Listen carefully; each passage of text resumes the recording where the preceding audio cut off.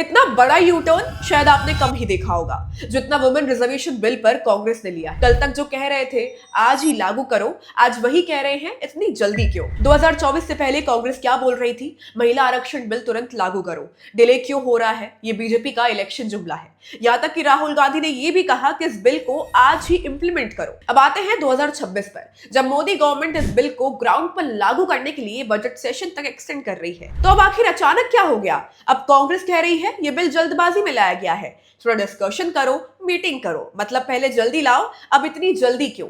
अब थोड़ी हिस्ट्री देख लो। 1996 में पहली बार वुमेन रिजर्वेशन बिल आया, फिर 2004 से 2014 तक कांग्रेस सत्ता में रही। इतने साल, इतने मौके, लेकिन ना बिल पास हुआ, ना वुमेन रिप्रेजेंटेशन को सीरियस पुश मिला। और ध्यान देने वाली बात, तब सरकार भी इनडायरेक्टली एक महिला के इन्फ्लुएंस में थी, फिर भी ग्राउंड पर कुछ नहीं बदला। फिर 2023 में मोदी गवर्नमेंट ने 33% रिजर्वेशन वाला बिल पास किया और अब 2026 में इंप्लीमेंटेशन को फास्ट ट्रैक किया जा रहा है। लेकिन अब अपोजिशन में बैठे लोग, सोनिया गांधी, राहुल गांधी, मल्लिकार्जुन खड़गे, जयराम रमेश, अलका लांबा और एलिस जैसे ममता बनर्जी, सुप्रिया सुले, राबड़ी देवी, सब मिलकर इसका विरोध कर रहे हैं। सवाल सीधा है, क्या 2 साल में वुमेन इशू बदल गए? क्या देश की पॉलिटिक्स बदल गई? नहीं तो बदला क्या? बदला है पॉलिटिकल इंटेंशन।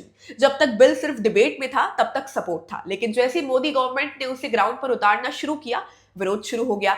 सच ये है कि कांग्रेस खुद ये बिल ला नहीं पाई और अब जब मोदी गवर्नमेंट ला रही है तो उसे अपोज करना ही पॉलिटिक्स बन गया है। मोदी कुछ भी करे, अपोज करो, यही स्ट्रैटेजी दिख रही है, क्योंकि ये बिल सिर्फ सीट नहीं बढ़ाएगा, ये पॉलिटिक्स बदल देगा। अब सिर्फ पॉलिटिकल फैमिलीज की वुमेन नहीं, बल्कि गांव, छोटे शहरों की महिलाएं भी असेंबली और पार्लियामेंट तक पहुंचेगी। और यही प्रॉब्लम है, क्योंकि तब पॉलिटिक्स फैमिली कंट्रोल से बाहर निकल जाएगी।